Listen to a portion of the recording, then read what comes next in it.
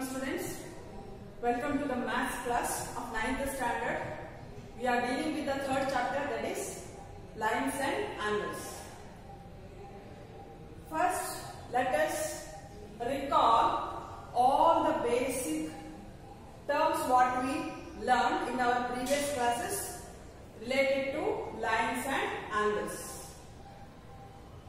Here, first let us define a line and a ray, and we will differentiate between the two.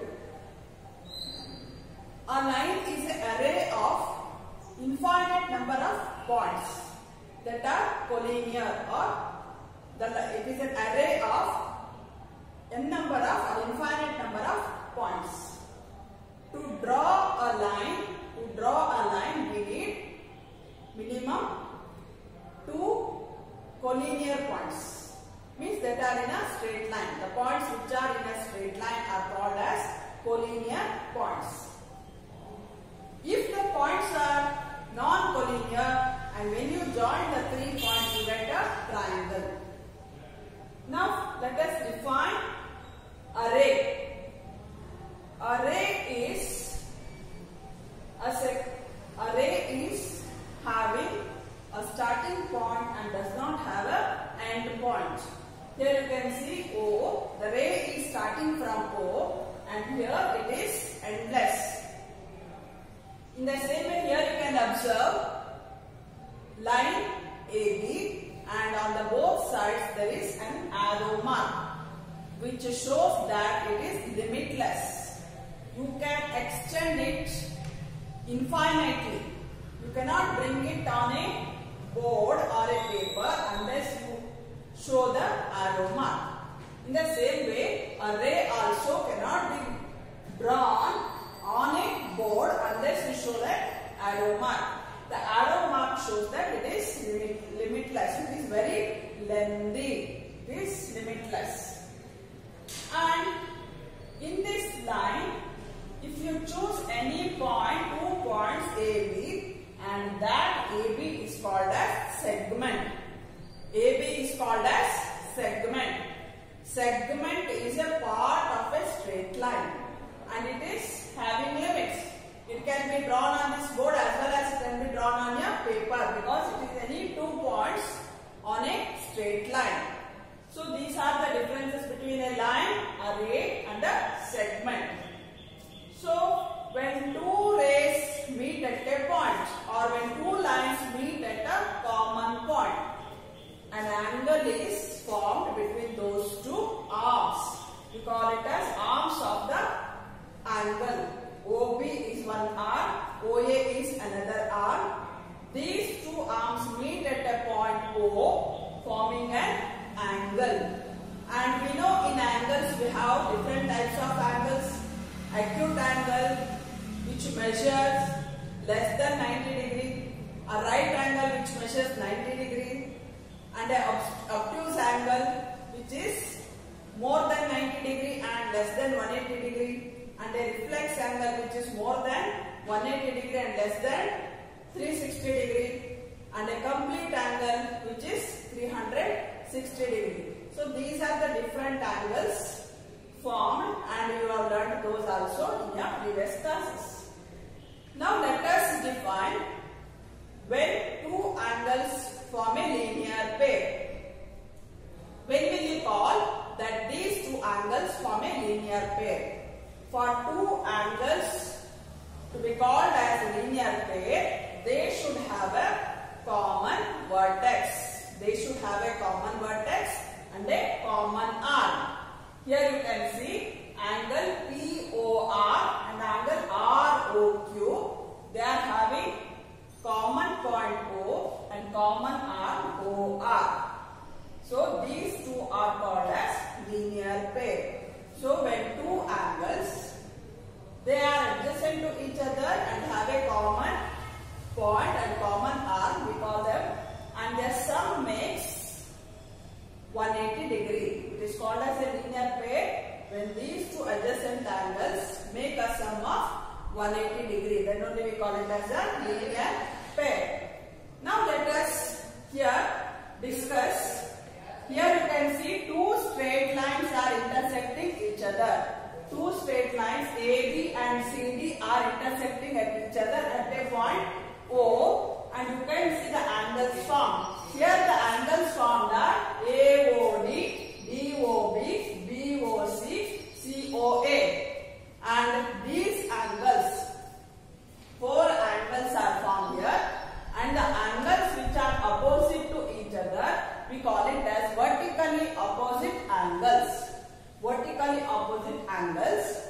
the vertically opposite angles will be equal.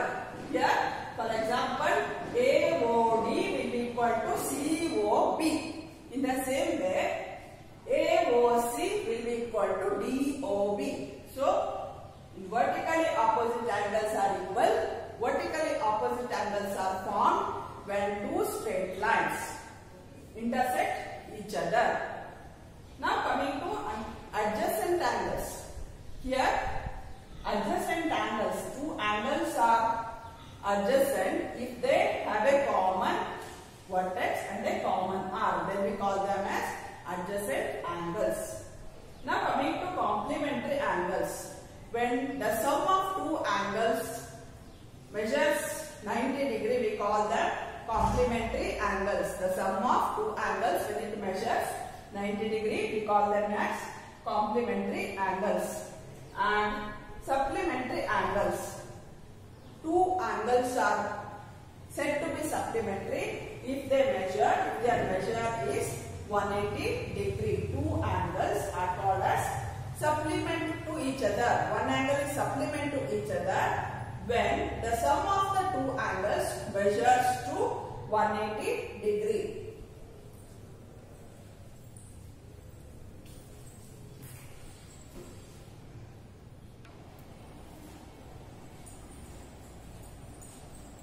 Now let us define parallel lines.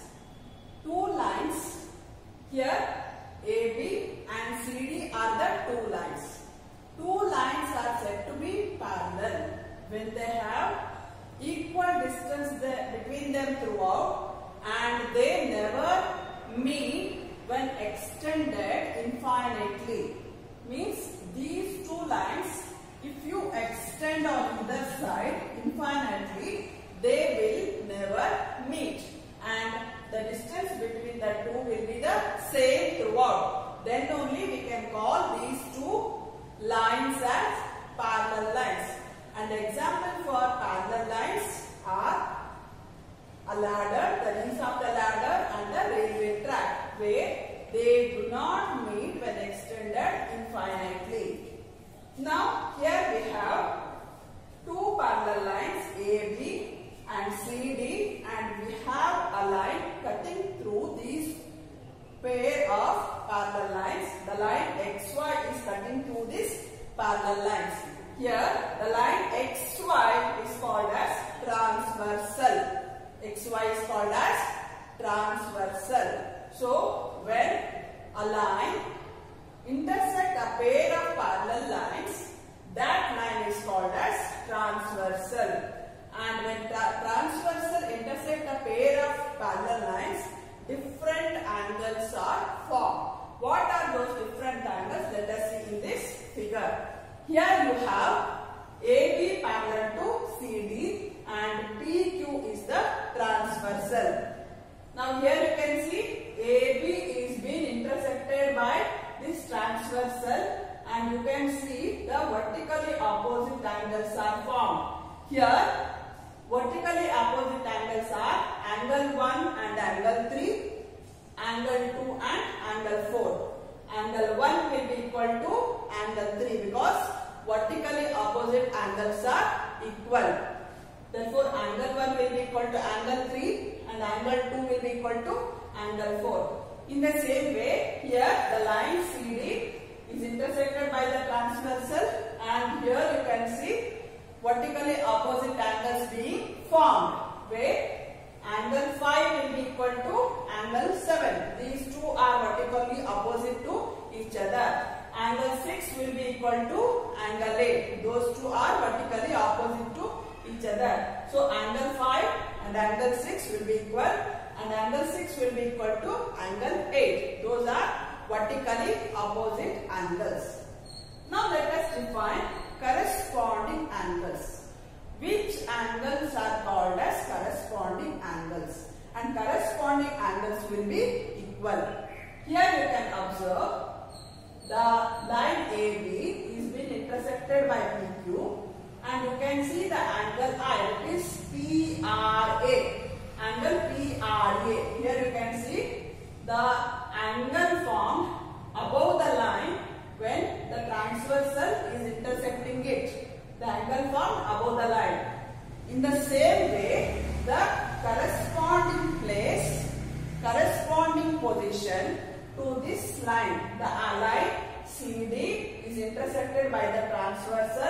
and the line formed above the line, the angle formed above the line is angle 5. That means angle 1 and angle 5 are called as corresponding angles. Those are formed at the corresponding position to each other. They are corresponding position to each other and corresponding angles are equal. That means angle 1 will be equal to angle 5.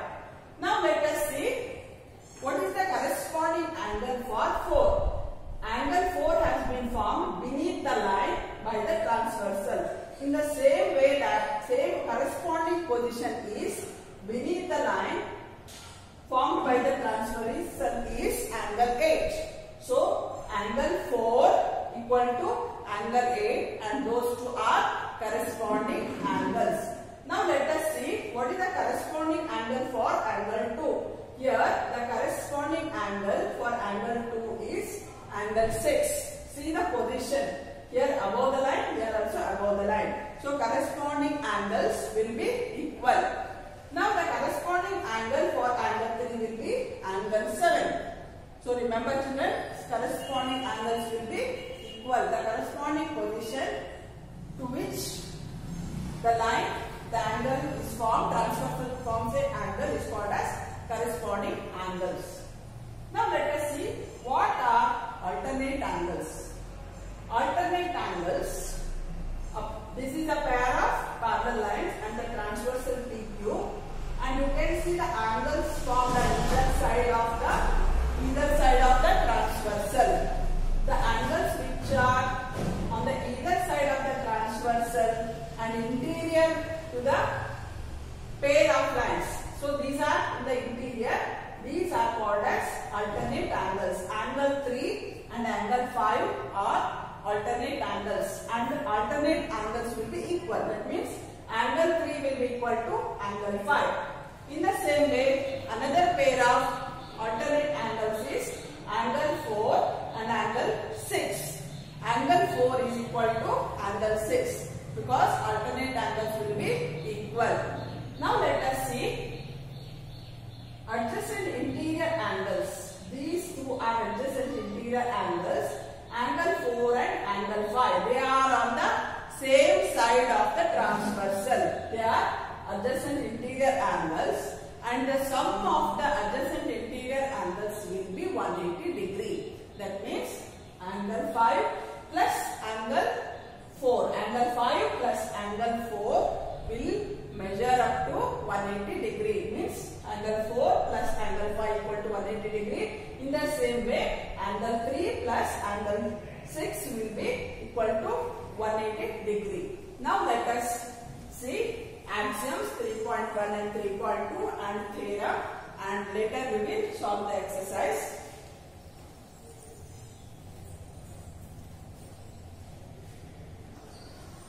Now let us do the axiom 3.1 and 3.2. Axiom 3.1 says, if a ray stands on a line, then the sum of the two adjacent angles so formed is 180 degree. What does it say? The axiom. This axiom is a statement and it is helped to prove theorems and solve the problems. And here what the axiom 3.1 says, if a ray stands on a line, here ray OB stands on line AC, then the sum of the two adjacent angles, means angle AOB is adjacent to angle BOC, and the sum of the two will be 180 degree. When a ray stands on a line, then the sum of the adjacent angles formed will be 180 degree. Now axiom 3.2. Axiom 3.2 is the converse of this 3.1. What does it say? If the sum of the two adjacent angles is 180 degree. If the sum of the two adjacent angles is 180 degree, then the non-common arm, which is the non-common arm OA and OC, these are the non-common arms. Then the non-common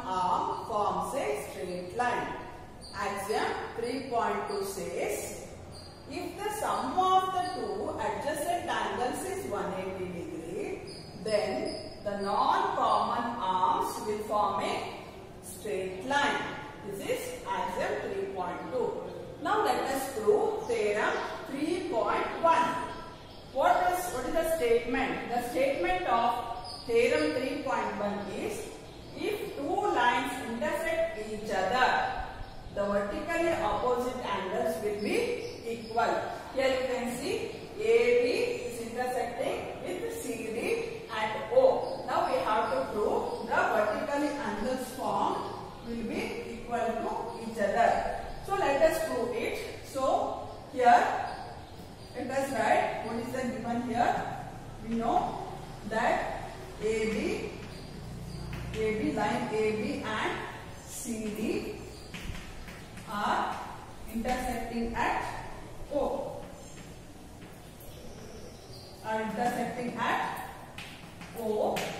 So what we need to prove here?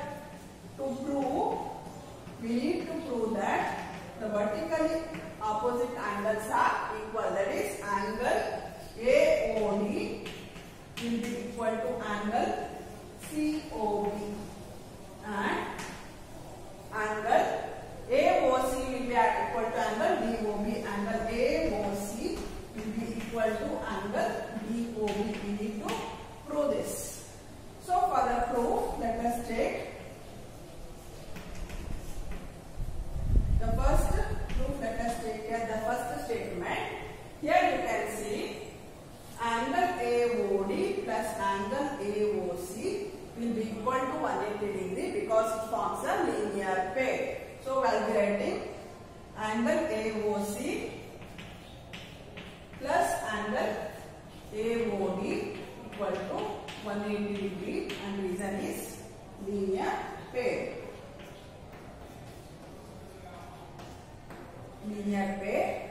And you can see those two are adjacent angles, and there is a non-common arm which is a straight line, so it is 180 degree, so linear pair. Angle AOC plus AOD equal to 180 degree.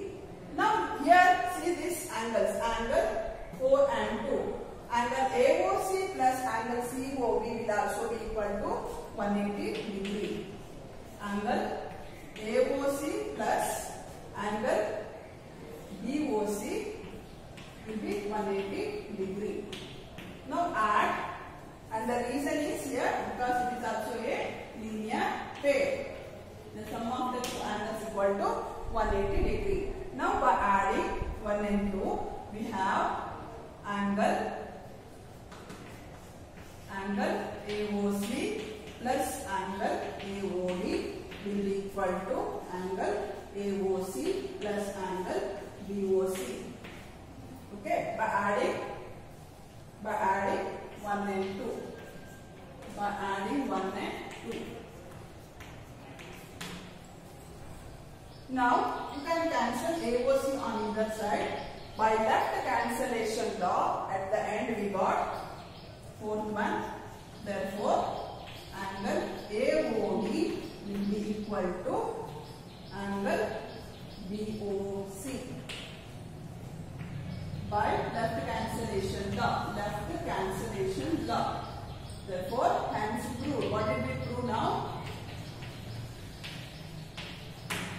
We proved that angle AOD is equal to angle BOC, and those two are vertically opposite angles. This is theorem 3.1. In our next class, we will solve the exercise 3.1. Thank you.